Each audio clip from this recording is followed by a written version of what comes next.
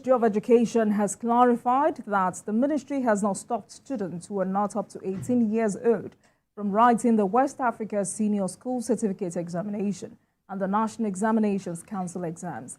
About a week and a half, the federal government reportedly announced that underage candidates will no longer be allowed to sit for secondary school leaving examinations conducted by the West African Examinations Council and the National Examinations Council, NECO.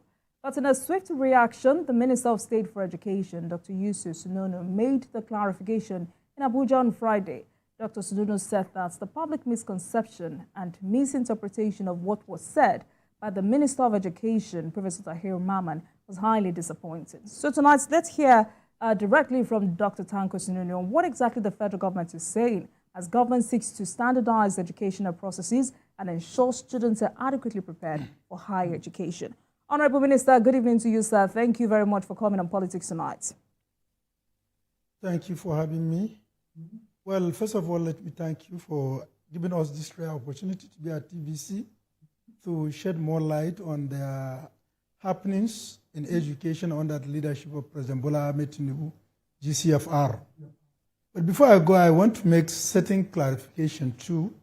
First and foremost, we have not produce any new national policy of education yet.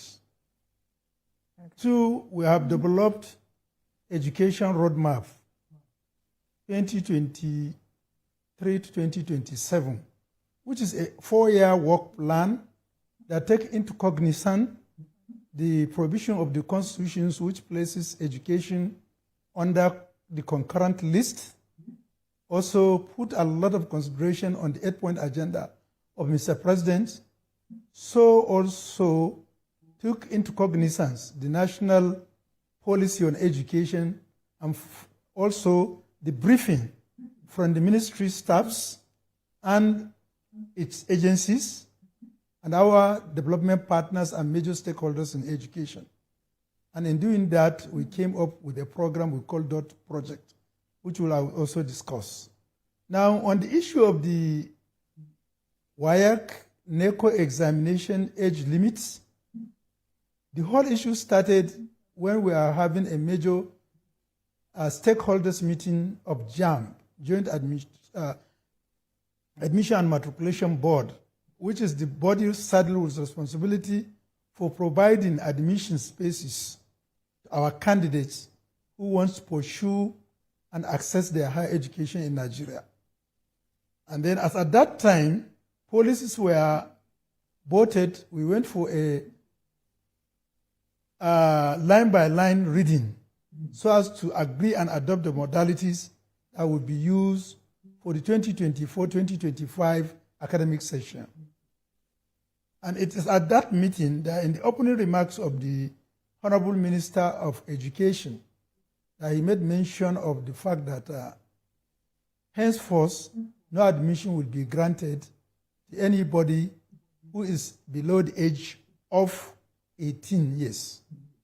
And at that meeting, there was a lot of uproar, and the major stakeholders at that meeting insisted that already candidates have registered on the conditions that they are going to write, so it wouldn't be proper to shift the goal post at the middle of the game.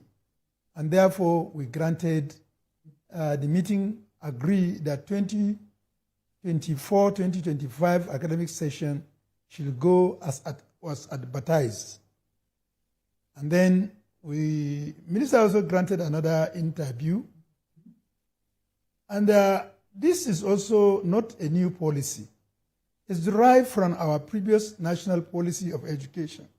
If you look at the 2013 National Policy of Education and also the 6334 system, you see that the age will be 18. It's a message that a child will have a pre-primary education at the age of 2 to 5 years, where he will have a basic foundation on the early childhood education, care, and development, so that it can serve as a smooth transition from home to school environment. And then from there, at the age of 6, he'll be enrolled in primary schools, where he will undergo his basic education that will tell him staying in primary school for another 6 years and then proceeding to his basic education for another 3 years, making it 9 years. And then finally, he will go for his secondary school education for another 3 years. Now, when you add 6 plus 6, that will give you 18 years. And at that 18 years, a child is expected to be physically matured, cognitively matured, and will have a lot of ability to take care and be responsible for himself and also nurture his environment, and will have the addition. So when that issue is discussed, we have a discussion at the Federal House of Representatives at the instant of the Mr. Speaker in his own proactive approach to interventions. And we have agreed that this is a policy that has been but there is also a need to subject it to another further evaluation and discussion. And then we agree that further engagement will be continued, and the matter will also be addressed during the National Council on Education that is coming in September. So I won't say that it's a work in progress.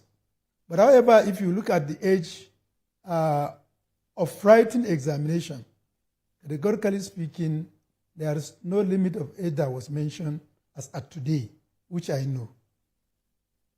So to say simply is that the policy...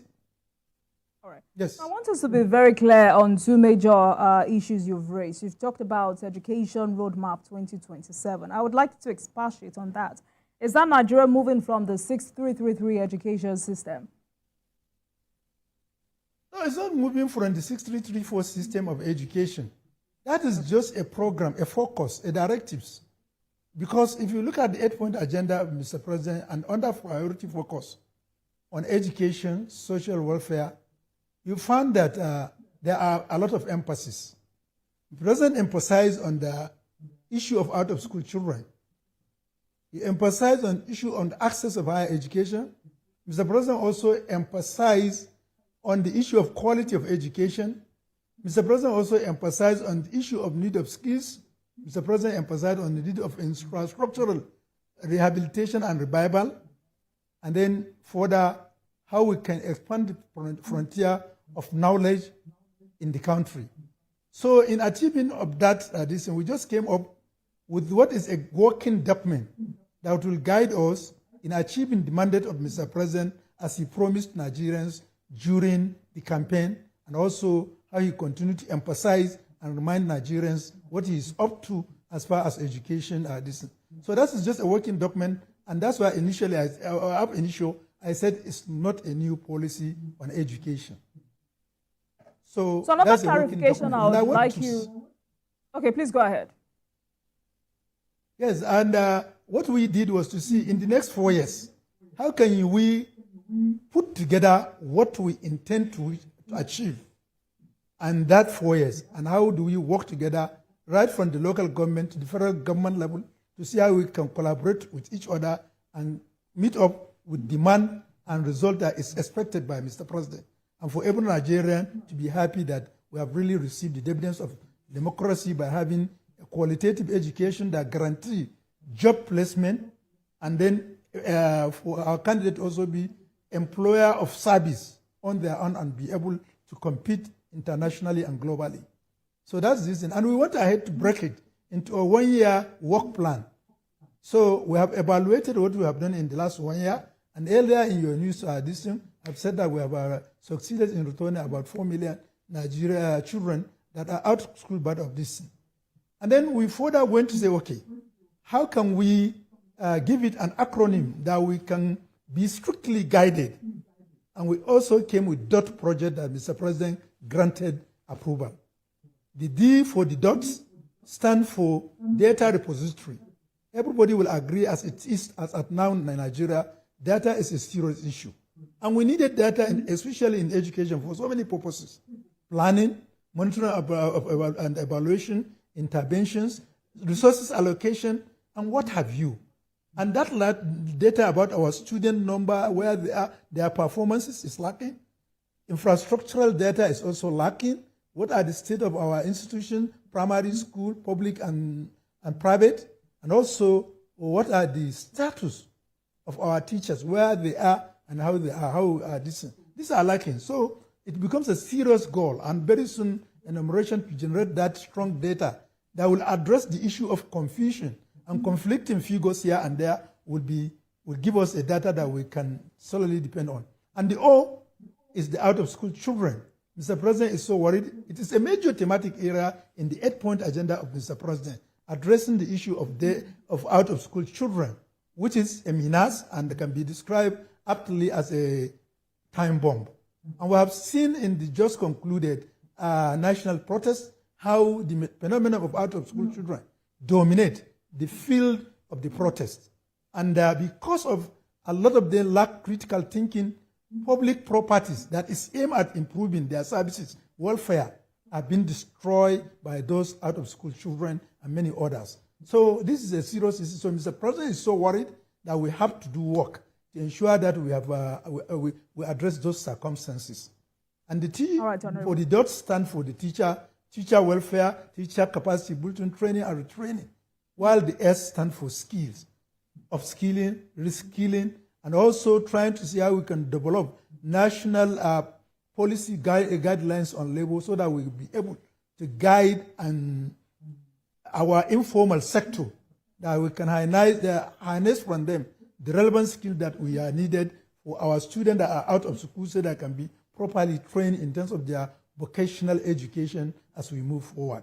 So this is that's the clarification. All right, Honorable. So tonight, so we do not have any misunderstanding or misconception. You said tonight that no admission will be granted to students who are not yet, candidates who are not yet 18 years. So does this mean that candidates who are not yet 18 can write NECO, WAEC, but cannot write JAM? Is that it? What I said is candidates who are less than 18 will write all the examinations. But for admission, it's a work in progress. And then this is not only, so many countries put in an age limitation in terms of admission.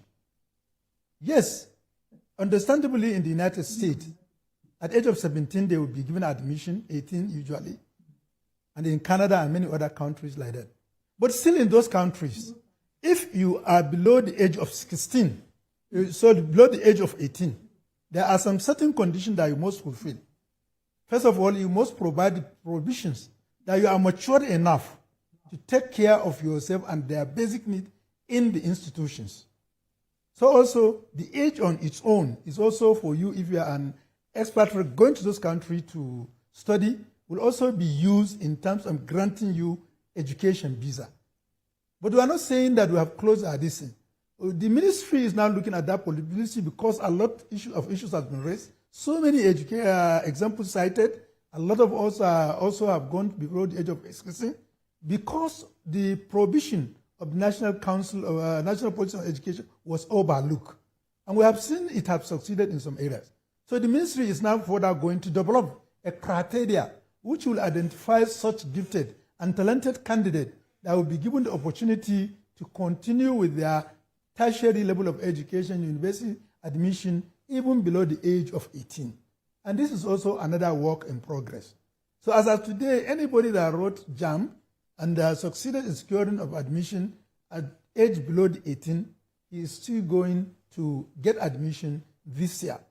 And then further development, as I said, mentioned, that will be based on the consultation we are right now holding with National Assembly, and that will also follow suit during the National Council of Education will now determine and shape the country's direction in terms of the age limit for admission into our universities. Still do not understand what you mean by work in progress. Now, let's say, for instance, a child writes an examination at 16 years. Before 18, what should they be doing? Are you introducing vocational studies, A-level? You would agree with me that they must be doing something. This is what I said now. I didn't say what I mean by work in progress is that we are still going to review that policy to see what we are going to do. And then in terms of skilling also that you mentioned, yes, we are, as at today, there is no area that we are prioritizing as Federal Ministry of Education than skill and skilling, reskilling and upskilling, both informal and informal sector. So we're also looking at the possibility of creating areas, not only when you have finished your school, no, even right at the time you are in school. If you look at the national policy on education, it says at basic level of education, you should be introduced into the basic, in the basic education, you should also introduce a vocational education so that average child will learn a craft or trade that he thinks he wants to specialize on. Because a lot of students may not wish to proceed for their secondary school level of education, but at least they have their basic education, which they can be used as a guide to further develop the skill they have learned while in schools. And even for those who want to proceed for their secondary school education, even at the time they are in their tertiary level of education, will still use that skills during vocational periods and holidays to see how they can also enhance their earning so that they can support their education or even go ahead for those who have specialized excellently well to support their parents. So nobody will be left without doing anything. We are all cognizant that an idle mind is a double workshop. And that is why the reason why we are also seriously working to return children off the street back to school, so that from the street back to school, so that we can provide a very good atmosphere for them to think and be useful to themselves and also to the nation. So, Honorable, so what crisis or challenge is government trying to address with this policy? Which policy, at least? What did you say? I didn't understand your question. So, you know, this current education system is 934, called Universal Basic Education. I mean, if you go back to the 654 and the 6334, which metamorphosed into this 934 education system, they were all meant to address certain compelling demands. For some, I mean, some might just say it's all about nomenclature because the standard of our education is still falling every day. So what I'm saying is you've addressed the conception or the insinuation whether or not government is trying to restrain gifted and talented child. So I'm asking, are gifted and talented children be punished for being talented? So I'm asking, what crisis is government aiming to address with this? Well, there are a lot of issues we wanted to address in the system of education. You see, the problem with system of education in Nigeria is poor implementation of the system we have. For example, if you look at the basic education, you find that there are a lot of national policy on education. There are a lot of areas that were left behind. Take, for instance, early childhood care development education. It's engraved in the national policy of education. But as of today, it's not given much priority, except for now that we are working hard to ensure that we improve on training of teachers that will take and handle that level of education. And it's entirely left to the private sector, while the national policy of education said it should be incorporated even in public school, so that at the level of pre-secondary primary school, we should have level of that education so that we can have a smooth transition. That is overlooked. If you look at the second primary school of education also, you find that one of the major challenges, despite the fact that it develops subject and criteria, subject to be taught, you find that our curriculum remains obsolete. In fact, in the last 14 years, there was no curriculum review, except for now that we have completed the review of our curriculum and will be presented to the National Council on Education for adaptation and implementation with immediate effect, so that we can have the curriculum that will determine our current need based on our assessment of the current situations. So that is also our decision. If you move to the basic education, you find that I've mentioned the issue of skilling. The basic education component of it has also been neglected. If I still take you back, there are also certain areas that are missing. The first 3 years of education in primary school is supposed to be taught by the language of immediate environment, which should have been the major language of communication in teaching at that level to facilitate learning and then to facilitate our cohesion. For example, in an Igbo land, at the first 3 years of learning should be taught in Igbo language. So also in Hausa and Hausa land, Yoruba and other where you have different language, the language that is being spoken by the majority of people in that environment should be the language of communication. And then education at that level, English, should be taught as subject.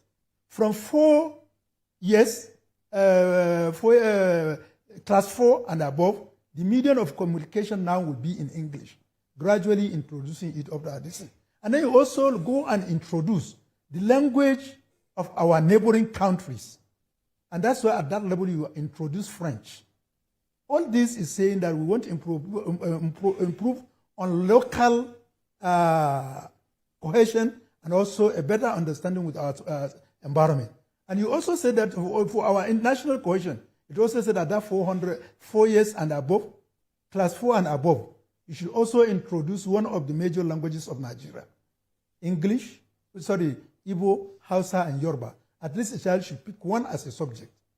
So, and I mentioned the issue of skills. Skills has been bastardized and have not been, despite the provision in the national policy on education, it has been completely overlooked. Thanks to Mr. President for going further to even amend the National Nail Fund Act so that it can also incorporate skills. So that what is the essence of not introducing skills? That's why we have a lot of dropout who doesn't have any subject, any skill that they can earn money from. So if we widen our scope in terms of vocational education, we get youths who are having their basic education with a level of literacy, numeracy rate in their brain, they can be able to think critically and develop themselves and go further to widen their skills. So right. Even at national, if you go to the level of tertiary institution, a lot of things also went wrong. Tertiary level of education should expose us to the highest level of education. And most especially in university system, it should be a research-based so that universities can widen their scope, and then research can be also a major source of grant that some university can listen. And we also majorly... Honorable, talking about literacy rates. Let me come in here. Talking about literacy rates. Yesterday was International Literacy Day. That's a day dedicated to promoting the importance of literacy as a tool for empowering individuals and building more inclusive societies. So how did Nigeria celebrate this year's theme? Well, the Literacy Day is taken so serious in Nigeria, and most especially at the Federal Ministry of Education. Because the day, the 9th September was a weekend, 8th September was on weekend. So we have to do our press conference on Friday, and thanks to TVC, you were there well represented, and you have adequately reported the engagement we have with the press. We try to highlight what are the current status and what are the challenges in terms of our literacy rate, and what we are doing under Mr. President's leadership to address those challenges. And what we say usually definitely is the fact that while people are listening, there are improvements in terms of literacy rate, with some states in Nigeria even reaching to the international standard of literacy rate. Because once you have a literacy rate of about 90% and above, in places like Imo State and many other states in the southern part, that's a good addition. While it is also very, very low in the northern part of the country, with some states having less than around 30 to 35% as their literacy rate.